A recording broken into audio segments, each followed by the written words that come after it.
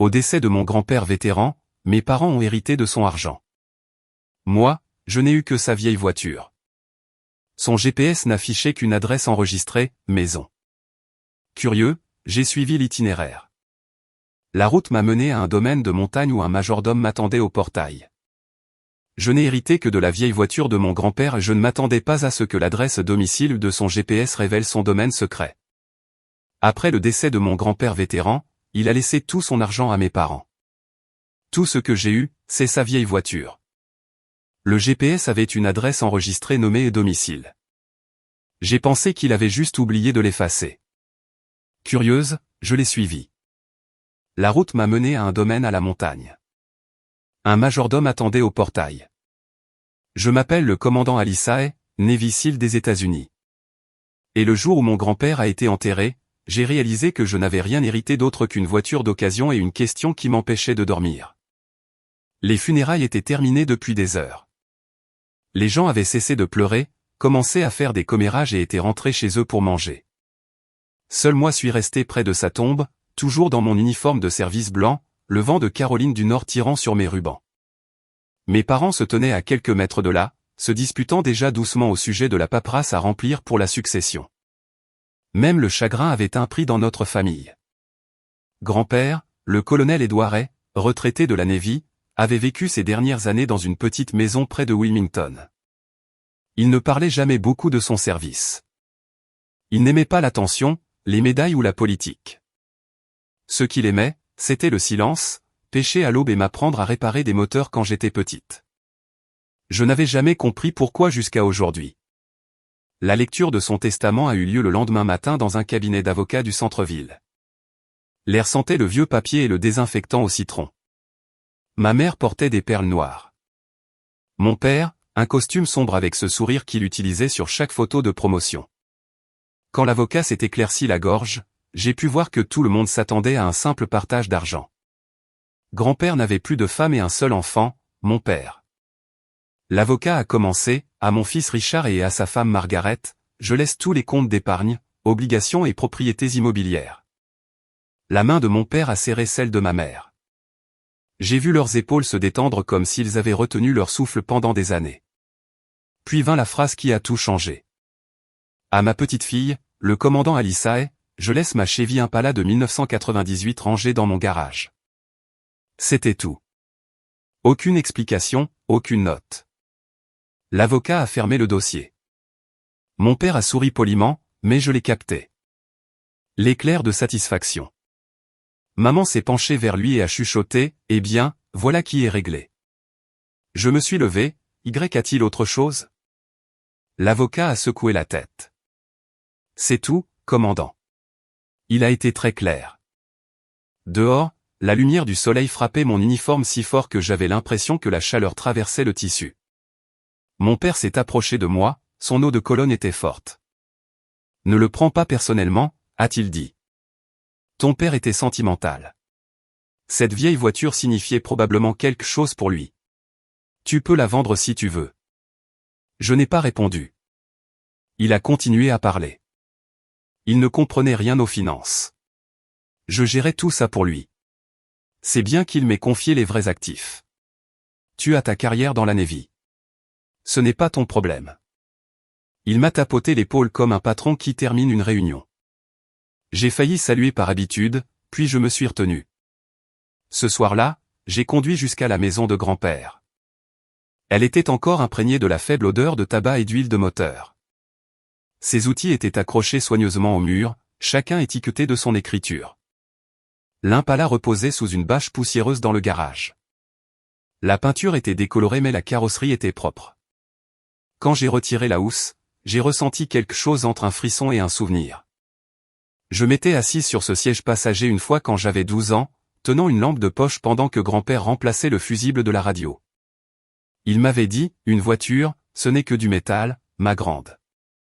Mais si tu écoutes, parfois elle te raconte des histoires.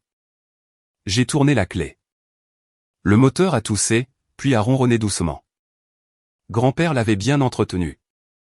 Les lumières du tableau de bord ont clignoté, y compris le petit écran GPS monté près du volant. Je l'aurais presque ignoré jusqu'à ce que je voie une seule adresse enregistrée apparaître sur l'écran. Domicile?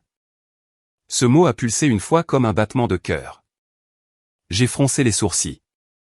Grand-père avait vécu ici toute sa vie. C'était ici son domicile. Alors, qu'est-ce que c'était? C'était peut-être d'un ancien propriétaire, mais grand-père n'achetait jamais de voiture d'occasion. J'ai appuyé sur les détails. Les coordonnées sont apparues quelque part près des contreforts des Appalaches, à plus de 3 heures vers l'ouest. Je me suis adossé au siège, fixant à nouveau le nom. Domicile. L'idée de conduire jusque-là était ridicule. Mais une autre partie de moi, la partie cile, a reconnu l'attrait d'une mission inachevée. Grand-père ne faisait jamais rien par hasard. J'ai pris mon sac et j'ai laissé un mot à mes parents, je prends la voiture pour faire un tour. Ne m'attendez pas. La route en sortant de la ville était vide.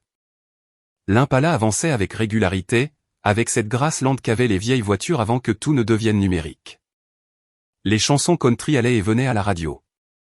La voix du GPS, claire et calme, me guidait à travers des routes sinueuses et de petites villes qui semblaient endormies depuis des décennies. À mesure que je montais, les pins s'épaississaient et le ciel passait du bleu au gris. Chaque virage donnait l'impression de s'enfoncer davantage dans quelque chose de privé. À un moment donné, je me suis arrêté pour prendre de l'essence dans une station rurale. Le vieil homme au comptoir a jeté un coup d'œil à la voiture et a hoché la tête. Ça fait des années que je n'ai pas vu celle-là, a-t-il dit. C'était une voiture de fonction près de la crête. Elle appartenait à un gars de l'armée. Un endroit très privé là-haut. La crête, ai-je demandé. Il a pointé vers l'ouest. Encore quelques miles, et vous verrez le portail. Un frisson m'a parcouru. Une demi-heure plus tard, la route s'est rétrécie pour devenir un chemin de gravier. Le GPS a clignoté, arrivé à destination. Devant, un haut portail en fer forgé s'élevait entre deux piliers de pierre.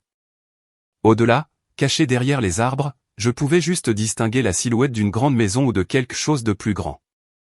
Avant que je puisse klaxonner, le portail s'est ouvert en grinçant de lui-même. Un homme âgé en costume gris se tenait juste à l'intérieur, parfaitement immobile. Sa posture était droite, presque militaire. Il avait les cheveux blancs soigneusement peignés en arrière, et dans ses mains gantées, il tenait un porte-bloc. Quand je me suis arrêté, il s'est avancé, ses yeux croisant les miens. « Commandant a-t-il dit calmement. « Bienvenue. L'amiral vous attendait. » Mon souffle s'est coupé. « Qu'est-ce que vous venez de dire ?» Il n'a pas bronché. « S'il vous plaît, madame, suivez l'allée. Le dîner sera servi sous peu. » L'air autour de moi a soudainement semblé plus raréfié, comme si le monde avait basculé. J'ai jeté un nouveau coup d'œil au GPS. Son écran était devenu noir. Le moteur de l'Impala tournait au ralenti, doux et patient, comme s'il avait terminé son devoir. J'ai regardé le majordome au lourd portail qui se refermait derrière moi, et j'ai chuchoté, « Grand-père, qu'as-tu fait ?» L'allée de gravier montait en courbe, flanquée de chênes centenaires et de lanternes en pierre. Les phares de la voiture accrochaient des aperçus de vieux mâts de drapeaux rouillés mais toujours debout, chacun tenant des bannières délavées bleu marine. L'air était rare et froid, comme si la montagne elle-même retenait son souffle. J'ai suivi le chemin jusqu'à ce que le manoir apparaisse 3 étages de pierre et de verre, le genre d'endroit qui semblait avoir connu ses propres guerres. Les fenêtres brillaient faiblement d'une lumière ambrée, mais aucune silhouette ne bougeait à l'intérieur.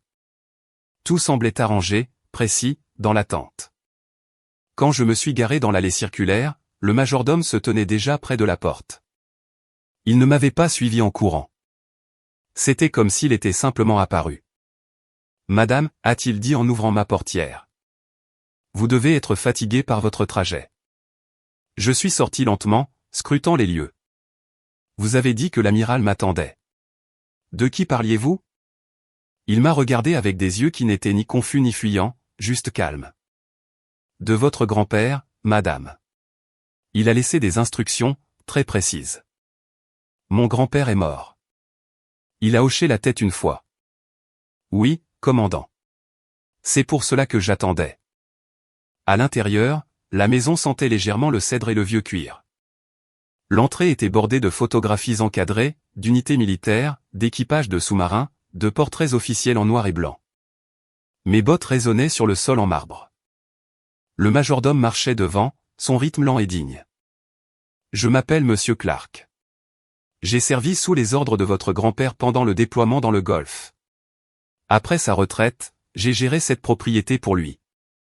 Cette propriété, ai-je demandé. Qu'est-ce que cet endroit? Il s'est arrêté dans un couloir bordé de plaques commémoratives et de médailles. C'était autrefois un centre de convalescence, commandant, pour des vétérans que votre grand-père encadrait personnellement. Il l'appelait Eridge. Cela n'a jamais été financé par des fonds publics, jamais enregistré sous son nom. Seule une poignée de personnes connaissaient son existence. J'ai regardé autour de moi. Chaque détail, chaque photo, chaque drapeau parlait de discipline, d'honneur et d'autres choses, de chagrin. Pourquoi cacherait-il une chose pareille? Parce que votre père n'aurait pas approuvé, a dit Clark doucement. Sir Richard croyait que la charité n'avait pas sa place dans les bilans financiers. Le colonel n'était pas d'accord. Je me suis arrêté de marcher. Vous connaissiez mon père. Clark a de nouveau hoché la tête. Il est venu ici une fois, il y a des années, ils se sont disputés. Après cela, le colonel a dit que la crête n'irait qu'à quelqu'un qui comprenait le service sans y attacher de prix. Une boule s'est formée dans ma gorge. Il m'a conduite dans un bureau où un feu brûlait doucement dans l'âtre. Sur le bureau se trouvait une enveloppe scellée, de couleur crème, avec mon nom écrit à la main, de l'écriture régulière de grand-père. Pour vous, a dit Clark, il m'a dit de vous la remettre uniquement lorsque vous viendriez en uniforme. Je ne me suis pas assise. J'ai brisé le sceau et j'ai déplié la lettre soigneusement. Le papier était épais. L'encre légèrement passée. Alyssa, si tu lis ceci, cela signifie que je suis parti avant d'avoir terminé ce que j'ai commencé. Je sais que je t'ai déçu en ne t'expliquant jamais ce qui comptait le plus pour moi.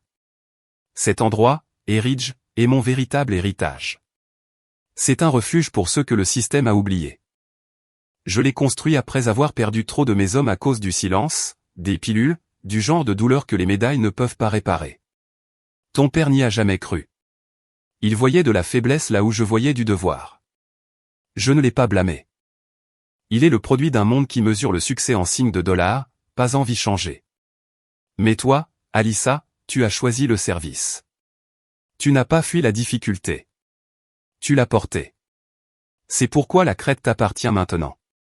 La voiture dont tu as hérité n'est pas un cadeau. C'est une clé. Elle contient l'acte de propriété final et les dernières coordonnées dont tu auras besoin. Tout le reste prendra sens en temps voulu. Ne laisse pas la fierté t'empêcher de leur pardonner, même s'ils ne le méritent pas.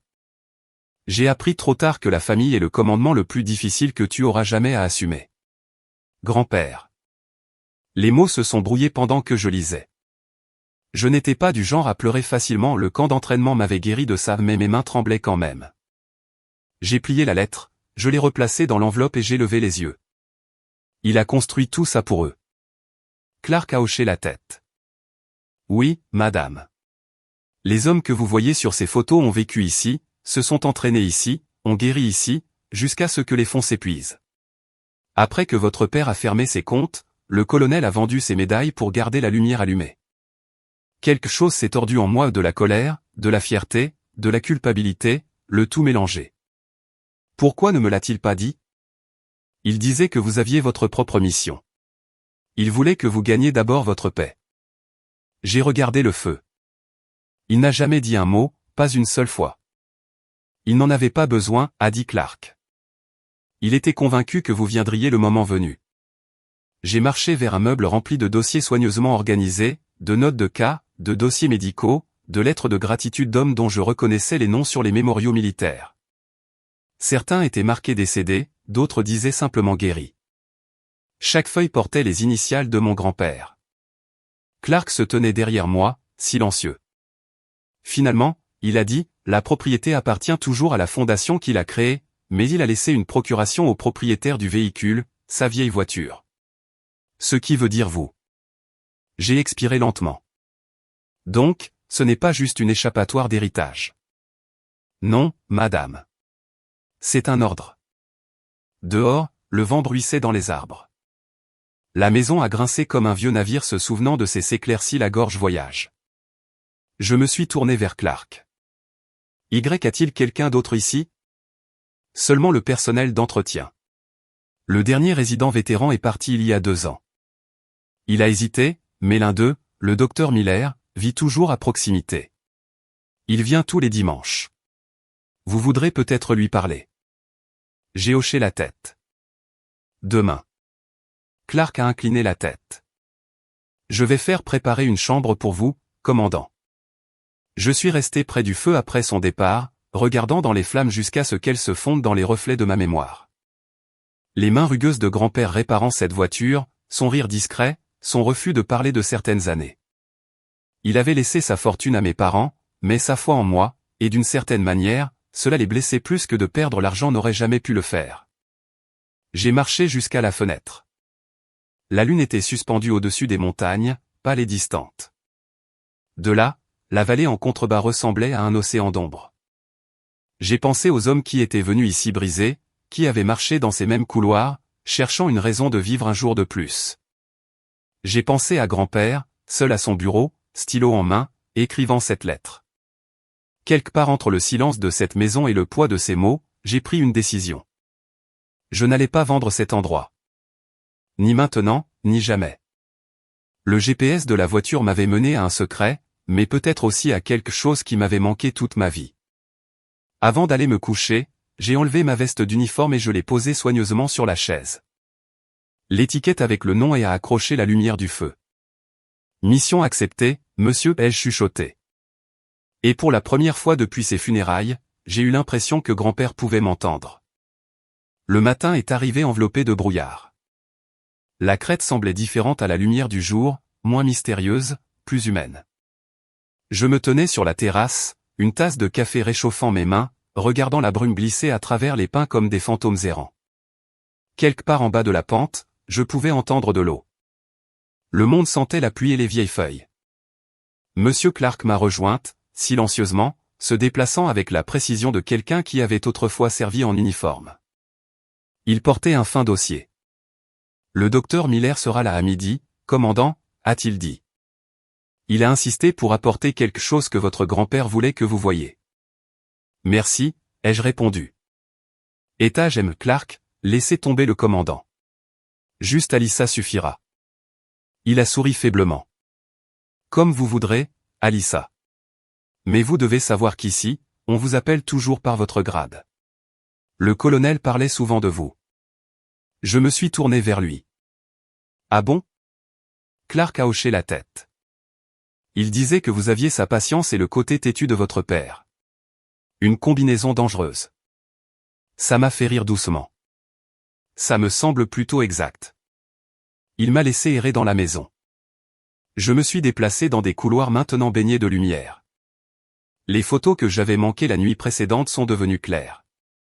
Des hommes dans des lits d'hôpital serrant la main de grand-père. Des photos de groupes sur des sentiers de randonnée, en fauteuil roulant, avec des chiens de thérapie. Ce n'étaient pas des patients. C'étaient des soldats qui retrouvaient leur chemin.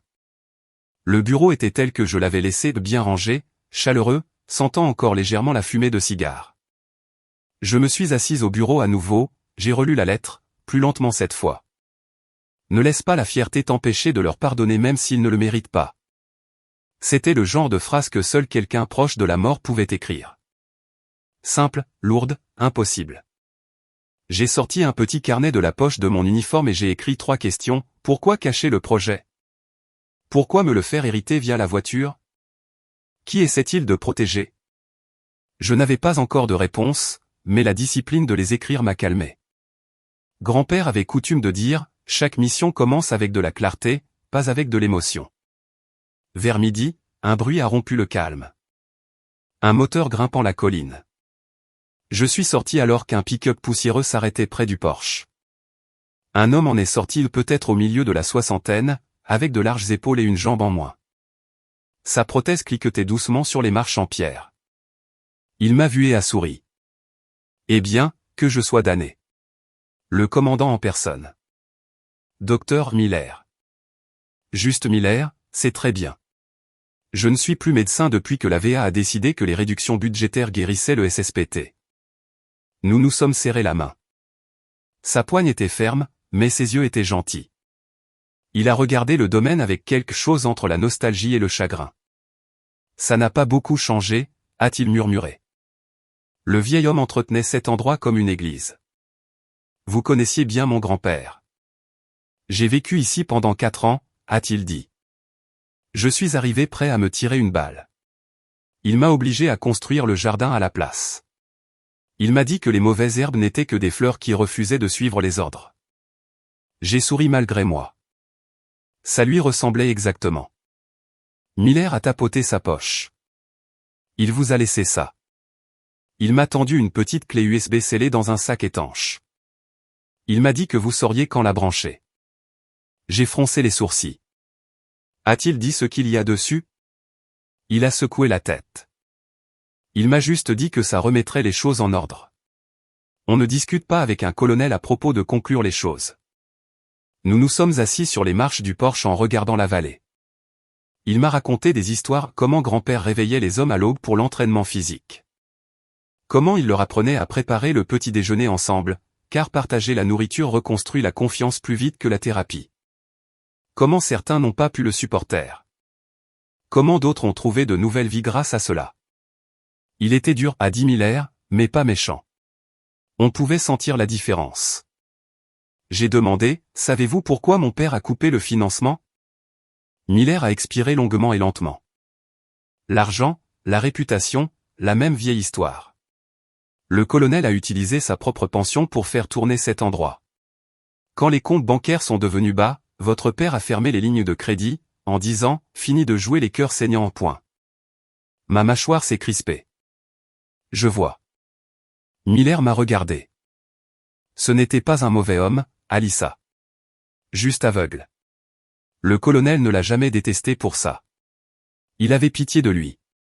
Il disait, la guerre de ton père est contre la faiblesse, et c'est une guerre que personne ne gagne. Cette phrase m'est restée.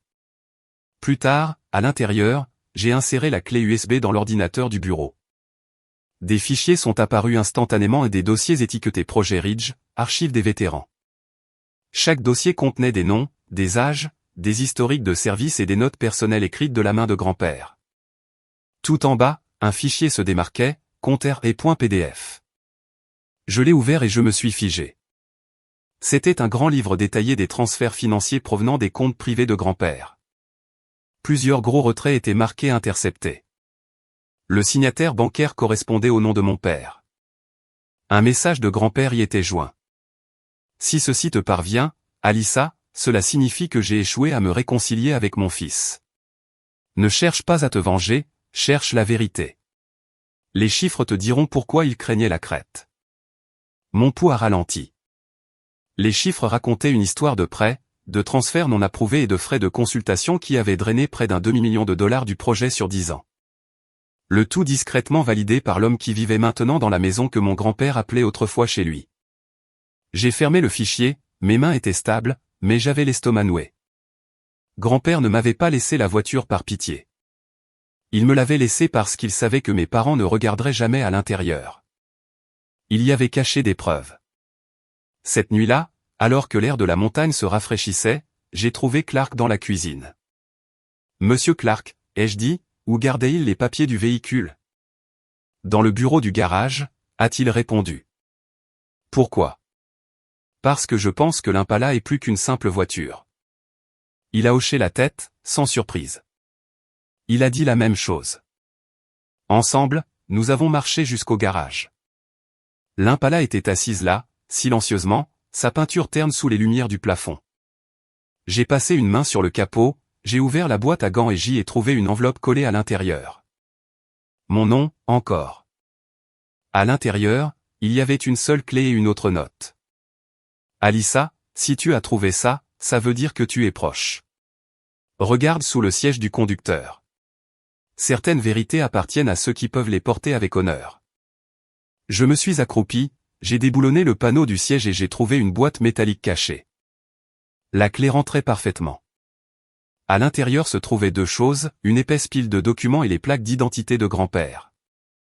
Les documents étaient des relevés bancaires notariés reliant la société de mon père à des contrats de réhabilitation gouvernementaux qui auraient dû aller à la Crète.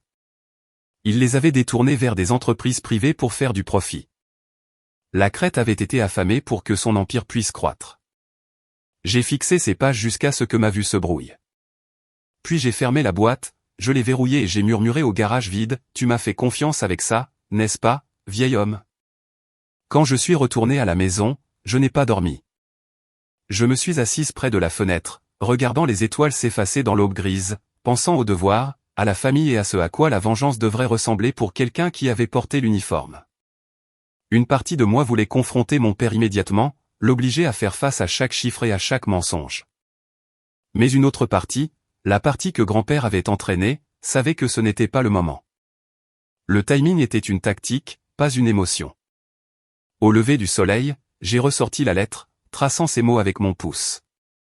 Ne laisse pas la fierté t'empêcher de leur pardonner.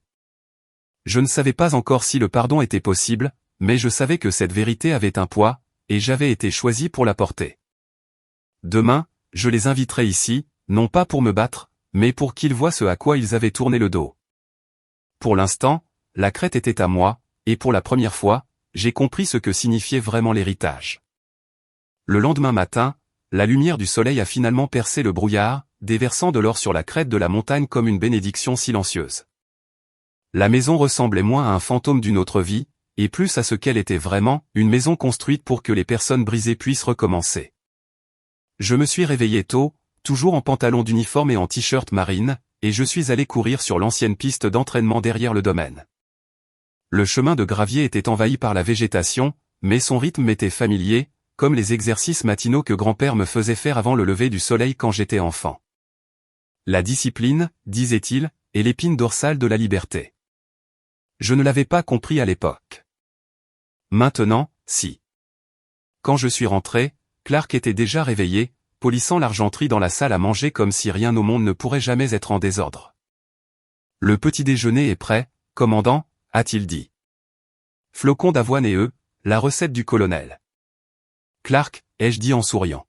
« Vous n'avez vraiment pas à m'appeler commandant. » Il m'a regardé avec cette assurance tranquille d'un vieil homme de la Navy. « Ici, madame, certaines habitudes sont sacrées. » Après le petit déjeuner, j'ai demandé à voir le reste de la propriété. Clark a hoché la tête et m'a conduite à travers une double porte qui s'ouvrait sur un long couloir vitré. Le soleil y entrait à flot, révélant des hectares de terrain vallonné parsemés de cabanes, un parcours d'obstacles et ce qui ressemblait à une petite chapelle à l'extrémité. C'était la phase 2 du plan du colonel, a dit Clark. Il voulait que la Crète soit un complexe de réhabilitation complet physique, émotionnel et spirituel. Combien de vétérans sont passés par ici, ai-je demandé. Plus de 200. Certains sont restés des semaines, d'autres des années. Tous sont repartis en meilleur état qu'à leur arrivée. Nous avons traversé l'ancien gymnase. Des tapis poussiéreux, des affiches de motivation délavées, des haltères alignés comme des soldats attendant des ordres.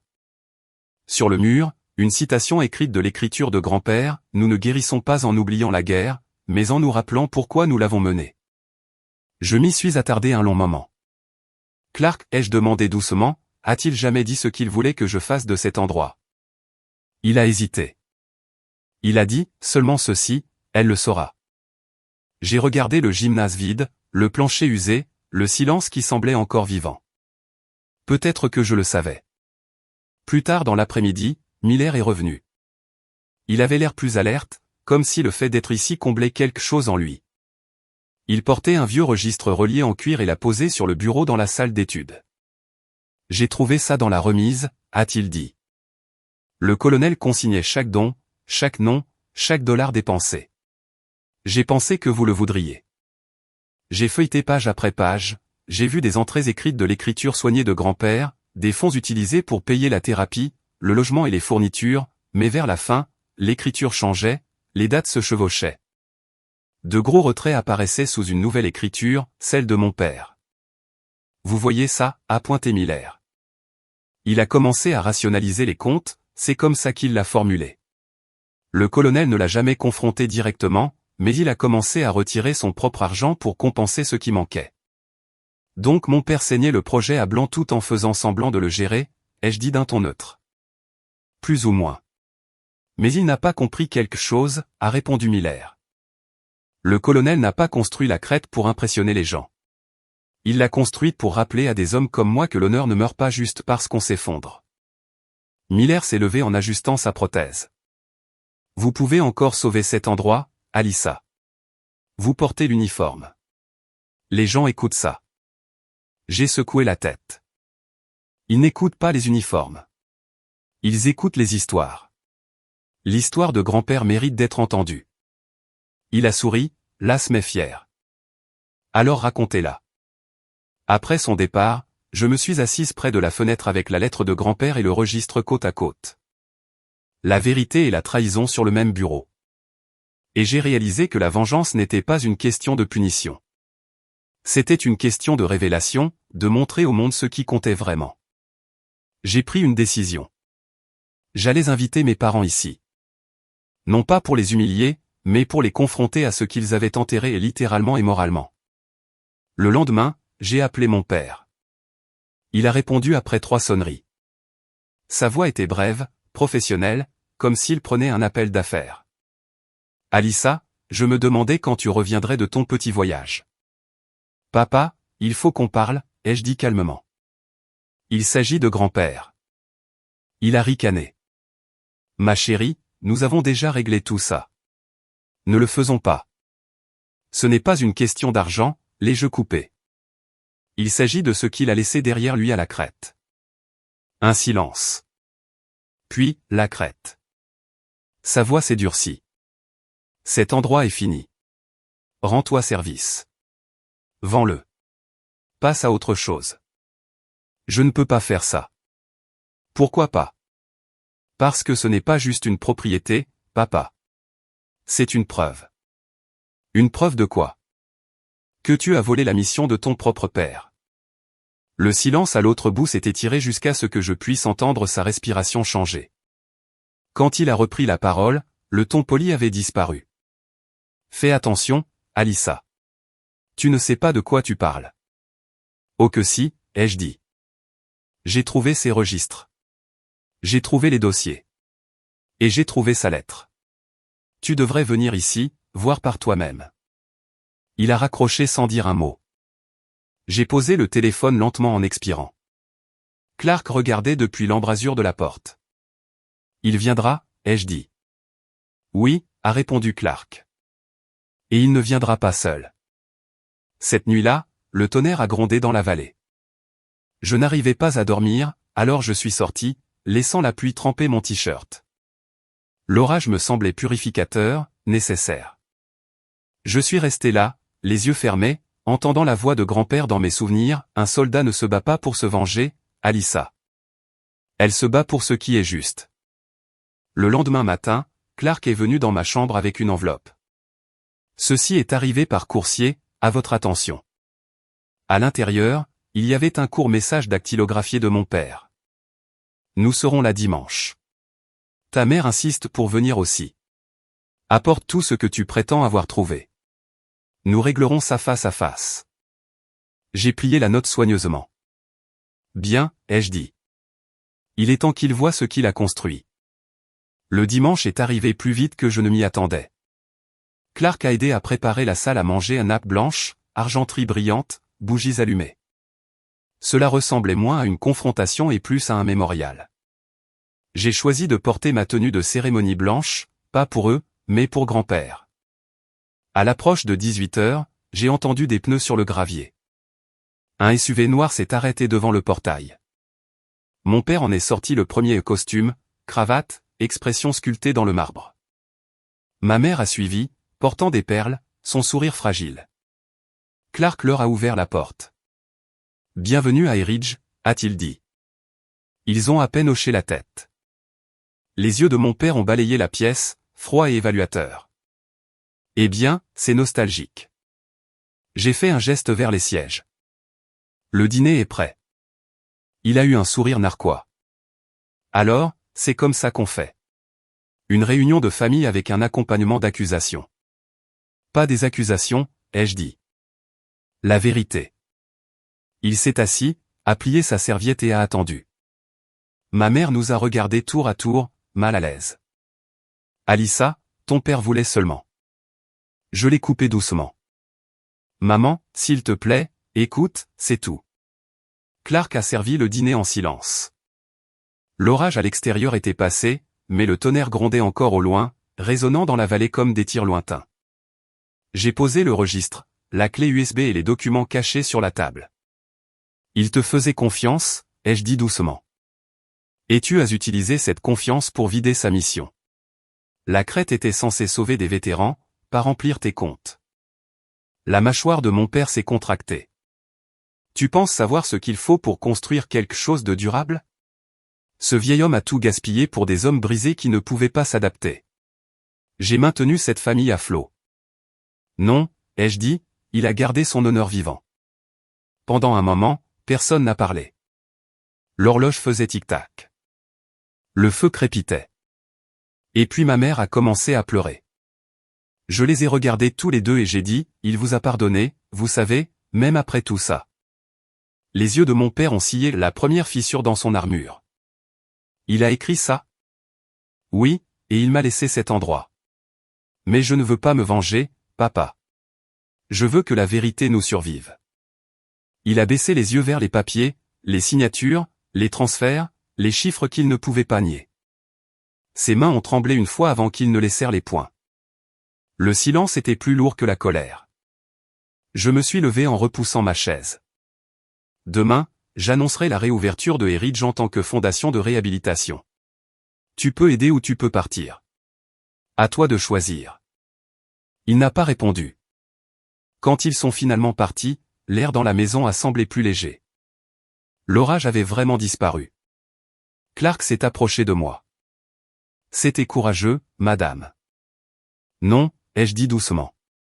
C'était nécessaire.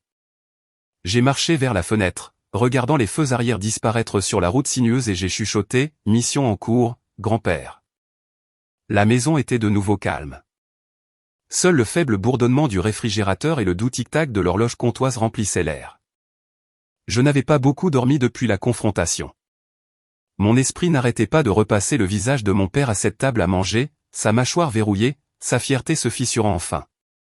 Mais la vérité ne l'avait pas brisé. Pas encore. Il avait passé sa vie à contrôler les récits, à tordre les faits jusqu'à pouvoir vivre avec. Je savais qu'il reviendrait avec une excuse, peut-être même avec des avocats. Les hommes comme lui ne se rendaient jamais facilement. Alors, je me suis préparé pour le deuxième round. J'ai parcouru la propriété avec Clark ce matin-là, vérifiant les vieilles cabanes et les sentiers. Combien de temps pensez-vous que la crête pourra tenir avant que des réparations ne soient nécessaires, ai-je demandé. Structurellement, elle est solide, a-t-il dit en tapotant une poutre. Mais moralement, ça dépend de vous maintenant. Il avait raison. La crête n'était pas seulement du bois et de la pierre. C'était une idée qui pourrait mourir silencieusement si personne ne la défendait. Dans l'après-midi, j'avais déjà rédigé les documents de réactivation pour la fondation des vétérans de Eridge, utilisant mes références de la Navy pour l'enregistrer comme un projet de réhabilitation privée. J'avais joint des copies des lettres de grand-père, des registres et des photos des hommes qui l'avaient aidé. Paperasse terminée, ai-je marmonné en cliquant sur soumettre. Clark se tenait près de la porte, m'observant. Il serait fier, vous savez. Je l'espère. Au coucher du soleil, j'ai rappelé mes parents. Je veux que vous veniez tous les deux dîner demain, ai-je dit. Une dernière conversation. Mon père a hésité. Une autre leçon de morale? Non, une vérité que tu dois voir de tes propres yeux. Il n'a pas répondu tout de suite, mais j'ai entendu ma mère en arrière-plan chuchoter, s'il te plaît, Richard. Finalement, il a dit, d'accord, une dernière fois. Le lendemain soir, la crête brillait d'une lumière chaleureuse. Je la voulais ainsi, invitante, pas hostile. Je ne voulais pas me venger. Je voulais qu'il comprenne. J'ai mis la table dans la même pièce que grand-père utilisait pour ses briefings de mission. Au centre, j'ai placé son drapeau de la Navy plié et ses médailles, non pas comme décoration, mais comme témoin silencieux. Clark a aidé à verser le vin, puis a reculé alors que la porte d'entrée s'ouvrait. Mes parents sont entrés ensemble. Les yeux de ma mère étaient rouges d'avoir pleuré. Mon père avait l'air calme, mais fatigué, comme un homme arrivant à une déposition plutôt qu'à un dîner. Merci d'être venu, ai-je dit. Il a fait un petit signe de tête. Finissons-en. Nous nous sommes assis. Le bruit des couverts et de la pluie sur les fenêtres a rempli l'espace entre nous. Finalement, j'ai parlé. Tu m'as demandé ce que j'essayais de prouver, ai-je dit. Je ne prouve rien. Je te montre ce que tu as détruit et ce que j'ai reconstruit. Il a souri. Alyssa, ça suffit avec ce numéro de martyr. La Crète était un projet mort. Pas d'argent, pas de supervision, pas d'avenir. Alors pourquoi as-tu pris les fonds? Il a soutenu mon regard sans broncher. Parce que je savais mieux les utiliser. Ton grand-père était coincé dans le passé, aidant une poignée d'hommes tout en ignorant la situation dans son ensemble. J'ai investi ces fonds dans de vraies entreprises, productives. Lucratives, ai-je corrigé. Il ne l'a pas nié. Le profit fait tourner le monde, même pour toi, commandant. Pas ce monde-ci, ai-je dit doucement. J'ai poussé un dossier vers lui.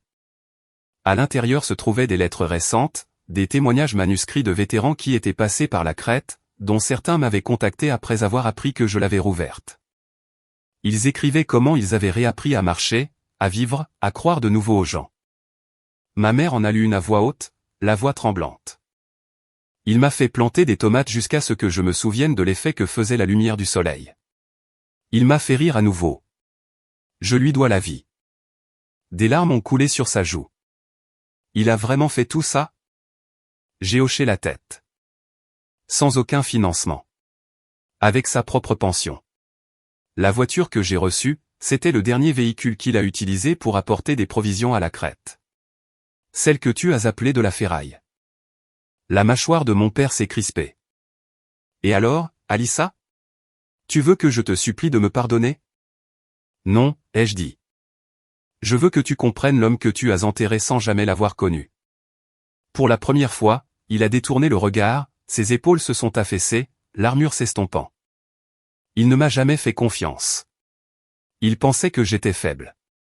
Non, ai-je dit plus doucement maintenant. Il pensait que tu étais perdu. Il a fixé la table pendant un long moment. Qu'est-ce que tu attends de moi? Rien, ai-je dit. Juste de l'honnêteté. Il s'est frotté les tempes, respirant lourdement. Bien. Je détestais la Crète. Je détestais le voir tout donner à des hommes qui ne pouvaient pas se sauver eux-mêmes. Je détestais la façon dont il me regardait, comme si j'avais échoué à un examen moral. Mais la vérité. Sa voix a baissé. La vérité, c'est que je l'enviais. Il est mort avec la paix dans les yeux. Je ne sais même pas ce que ça fait. Les mots ont frappé plus fort que je ne m'y attendais. Pendant un instant, la pièce est devenue silencieuse, à l'exception du bruit de la pluie. Je me suis levé et j'ai marché jusqu'à la fenêtre, regardant les éclairs illuminer la vallée. Tu ne peux pas changer ce que tu as fait, papa.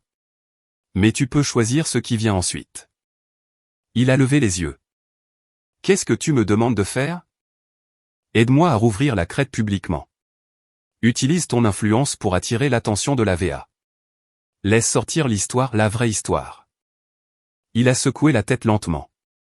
Ça détruira ma réputation. Peut-être que ça reconstruira ton âme, ai-je dit. Il n'a pas répondu, mais quelque chose dans son visage a changé. Moins de défiance, plus de fatigue.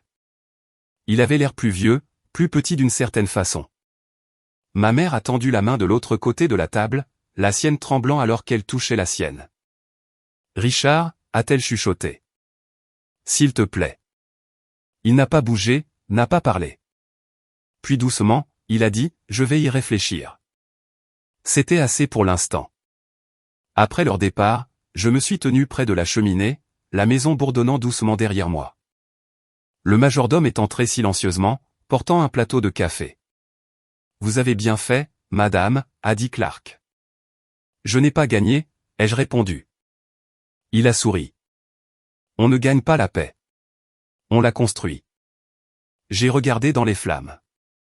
Il pourrait ne jamais changer. Clark a haussé les épaules. Peut-être pas, mais vous, oui. Et parfois, c'est suffisant. J'ai hoché la tête lentement, me rappelant la lettre de grand-père. Leur pardonner même s'ils ne le méritent pas. Je n'étais pas sûr d'avoir encore atteint le pardon, mais j'avais trouvé un but, et ça s'en rapprochait. Dehors, la pluie s'est arrêtée. La vallée luisait sous le clair de lune, calme et clair. J'ai murmuré, repose en paix, monsieur. La crête a repris la garde. Et pour la première fois depuis des années, j'ai ressenti le genre de tranquillité que seul l'honneur peut apporter.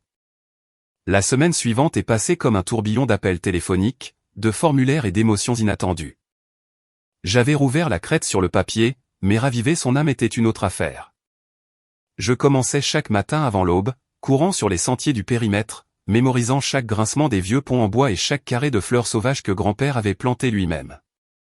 L'air là-haut était vif, imprégné de l'odeur des pins et du sens du devoir.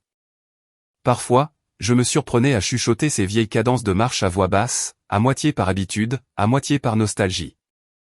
En milieu de semaine, ma boîte de réception s'est remplie de messages.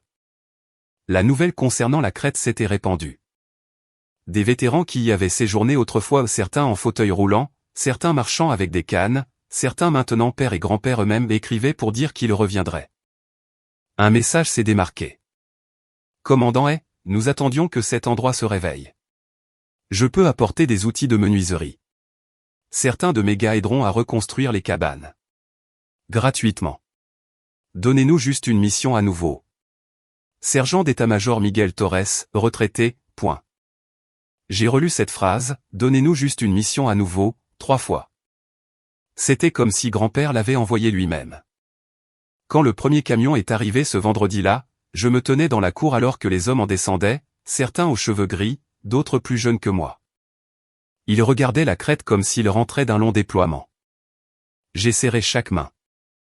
Bon retour, ai-je dit. Au travail. Nous avons récuré, peint, martelé et ri. Miller dirigeait les réparations comme un vieux général aboyant des ordres depuis son fauteuil roulant. Clark gérait la logistique avec une précision militaire. Le son des marteaux résonnait dans la vallée comme le battement de cœur de quelque chose qui revenait à la vie. Cette nuit-là, assise près du foyer, un des vétérans m'a demandé, « Madame, comment vous êtes-vous retrouvée à diriger cet endroit ?» J'ai souri. Techniquement, j'en ai hérité. Il a ri. Je suppose que vous avez aussi hérité de son côté têtu. Peut-être, ai-je dit. Mais je crois que ce dont j'ai vraiment hérité, c'est de son travail inachevé. 2 jours plus tard, mon père m'a appelé. Sa voix était calme, presque formelle. J'ai lu les articles, a-t-il dit. Les journaux locaux. Le commandant ait fait revivre un ranch secret pour vétérans. Ils n'ont pas mis longtemps à te trouver. La vérité a tendance à voyager vite, ai-je dit. Il a soupiré. Le conseil d'administration est furieux. Les investisseurs veulent que je fasse une déclaration. Alors fais en une, ai-je dit d'un ton neutre. Dis-leur que tu es fier. Il y a eu un silence au bout du fil. Alors tu es toujours en colère. Non, papa, ai-je dit doucement. J'en ai juste fini de me taire. Il n'a pas répondu, mais avant de raccrocher, sa voix a changé. Moins d'acier, plus de tension. Tu parles comme lui, tu sais. Le vieil homme. Tu fais même des pauses entre les mots comme il le faisait quand il essayait de ne pas crier. C'est peut-être la partie de lui qui te manquait, ai-je dit. Après cet appel, quelque chose a basculé. Le lendemain matin, un camion de livraison est arrivé. Des fournitures, du bois, des kits médicaux, et même de nouveaux uniformes pour les bénévoles. Le reçu indiquait donateur anonyme. Clark a juste souri quand il a vu l'écriture sur le bon de livraison. Mon père avait trouvé sa première façon de s'excuser. À la fin du mois, Eridge semblait de nouveau en vie. Les cabanes brillaient de peinture fraîche. Le terrain d'entraînement était déblayé et le mât du drapeau se dressait droit pour la première fois depuis des années. Nous avons organisé une petite cérémonie ce dimanche-là. Les vétérans se sont alignés dans leurs bottes usées, saluant pendant que le drapeau montait. Certains ont pleuré. Moi aussi, bien que je sois resté au garde à vous. Miller a fait un court discours. Le colonel a construit cet endroit pour nous rappeler que nous n'étions pas finis.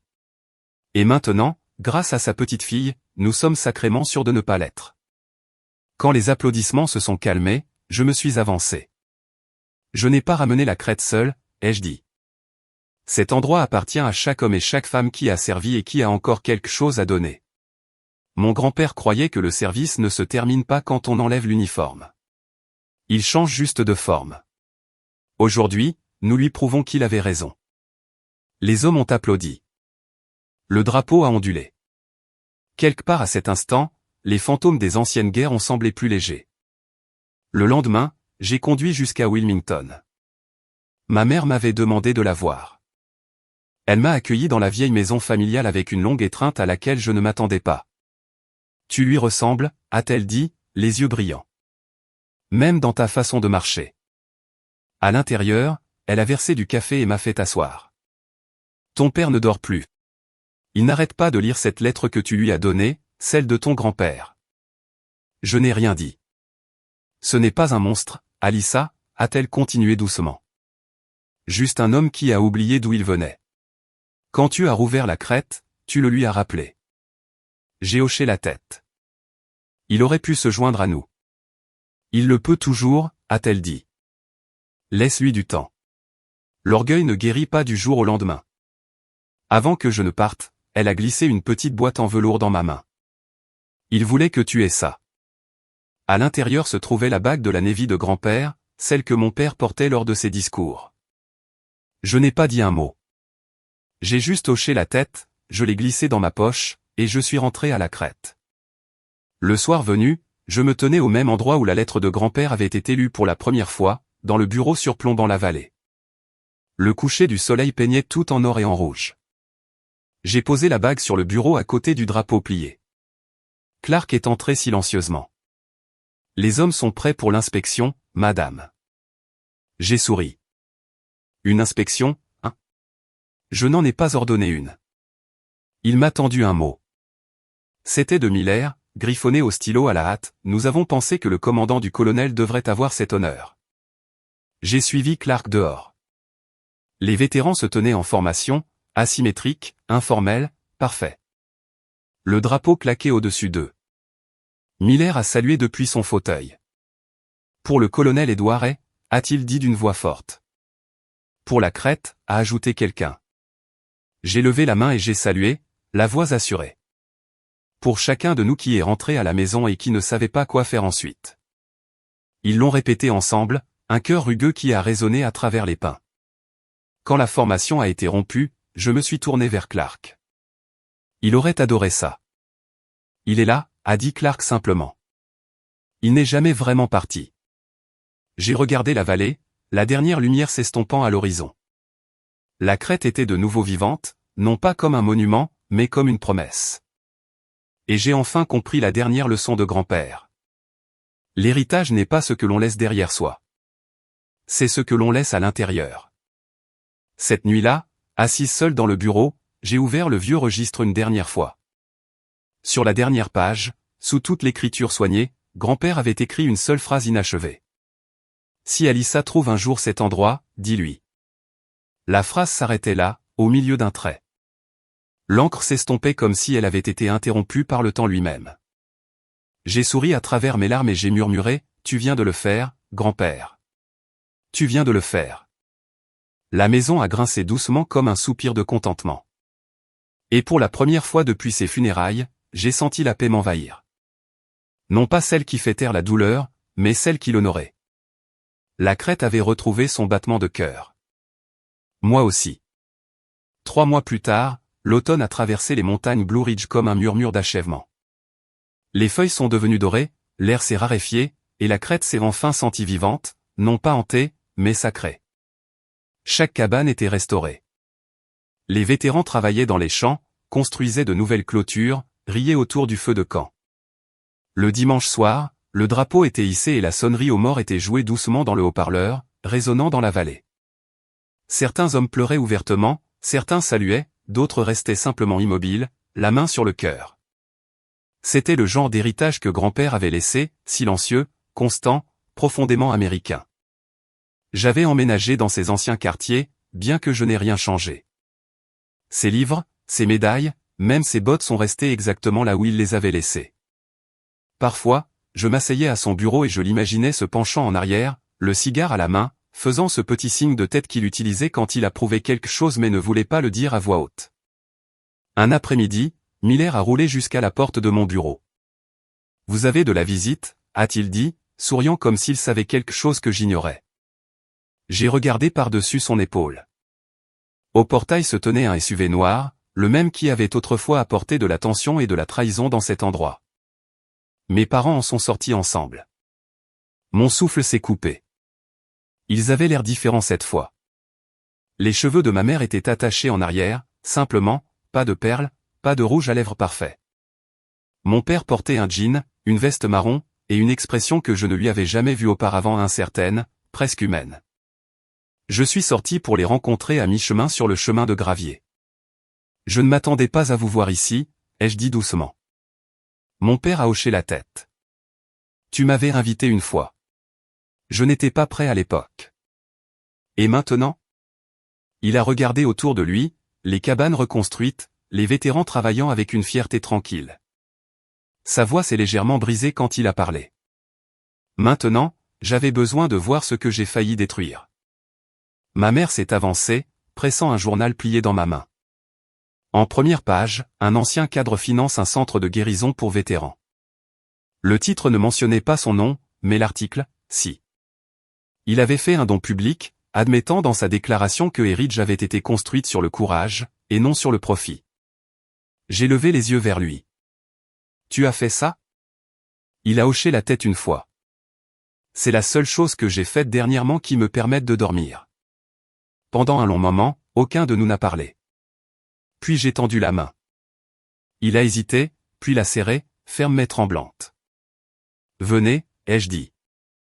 Laissez-moi vous montrer ce qu'il a construit. Nous avons parcouru la propriété lentement. Je les ai présentés aux vétérans, à Miller, à Clark, qui les a tous les deux salués d'un signe de tête digne. Dans le hall principal, une nouvelle plaque était accrochée au mur. Heritage, un endroit pour recommencer, fondé par le colonel Edward Hay, US Navy, retraité, rouvert par le commandant Alissa et ceux qui l'a inspiré. Mon père a passé ses doigts sur les lettres. Il aurait aimé ça. Il aurait aimé que tu sois là, ai-je dit doucement. Il a dégluti difficilement. Alissa, je ne m'attends pas au pardon. Tant mieux, ai-je dit, car le pardon n'est pas quelque chose que l'on attend. C'est quelque chose que l'on mérite. Mais tu es sur la bonne voie.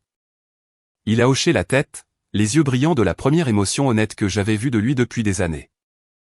Ma mère se tenait à côté de lui, la main sur son bras. Il serait fier de vous deux, a-t-elle dit doucement. Ce soir-là, alors que le soleil descendait sous la crête, nous nous sommes rassemblés près du mât du drapeau. Les vétérans se sont mis en rang des lignes imparfaites, des cœurs entiers. Miller a joué du clairon, chaque note douce et claire. Quand la dernière note s'est estompée, Clark m'a tendu une petite boîte en bois. À l'intérieur se trouvait la lettre pliée de grand-père, celle que j'avais gardée depuis la première nuit où j'étais venu ici. Clark l'avait encadrée sous verre, le papier jauni mais solide. En dessous, il avait placé les plaques d'identité de grand-père et la bague de la Navy que mon père m'avait rendue. J'ai levé les yeux vers la lumière déclinante, le drapeau flottant au-dessus de nous et j'ai murmuré, « Mission accomplie, monsieur ». Le vent s'est pris dans le drapeau juste à ce moment-là, claquant avec un son à la fois sec et fier. Tout le monde a salué, même mon père. Une semaine plus tard, j'ai visité la tombe de grand-père.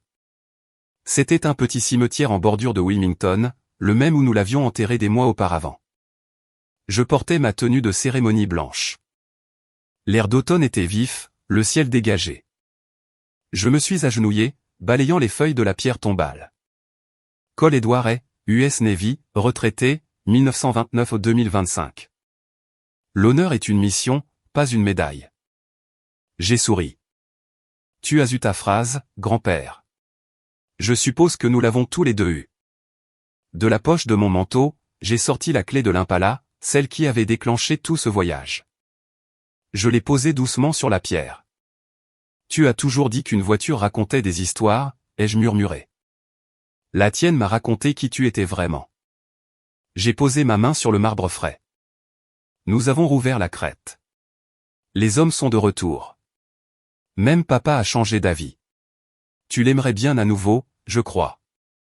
Ça lui a pris du temps, mais il est en train d'apprendre ce que l'honneur signifie vraiment. Une rafale de vent a bruissé à travers les arbres, et pendant un instant, j'ai juré que je pouvais à nouveau entendre sa voix. Constante, grave, pleine de cette discipline avec un demi-sourire. Continuez, commandant. Je le ferai, ai-je chuchoté. C'est promis. Quand je suis retourné à la crête, les vétérans terminaient le souper. Le réfectoire sentait le café et le pain de maïs. Miller m'a fait signe de la main. Commandant, a-t-il dit, vous avez raté le bénédicité. J'ai ri. Vous n'avez pas besoin de moi pour ça. Il a souri. On en a un peu besoin. Vous êtes la raison pour laquelle nous avons un lendemain. Je me suis assise à la longue table, la même que grand-père utilisait autrefois pour les débriefings. Clark m'a versé du café. Autour de nous, les hommes parlaient, riaient et planifiaient le travail du lendemain. La crête ne guérissait plus seulement les soldats. Elle guérissait l'idée de famille, ce que cela signifiait de se soutenir les uns les autres, et non de s'écraser les uns les autres. Alors que la pièce bourdonnait de conversation, j'ai pensé à tous ces petits morceaux qui avaient dû se briser avant que quelque chose de nouveau ne puisse être construit. Le testament de grand-père, la voiture, le GPS qui indiquait le domicile, le majordome au portail. Tout cela avait été un chemin de petits cailloux vers la rédemption. J'ai regardé autour de la table, des visages usés par le temps, mais vivants. Merci d'être resté, ai-je dit doucement. Miller a levé sa tasse. Vous nous avez ramenés à la maison, commandant. Le moins qu'on puisse faire, c'est de rester dans les parages. Nous avons ri ensemble. Cette nuit-là, j'ai écrit ma dernière entrée de journal dans le vieux carnet de grand-père. Statut de Eridge, actif.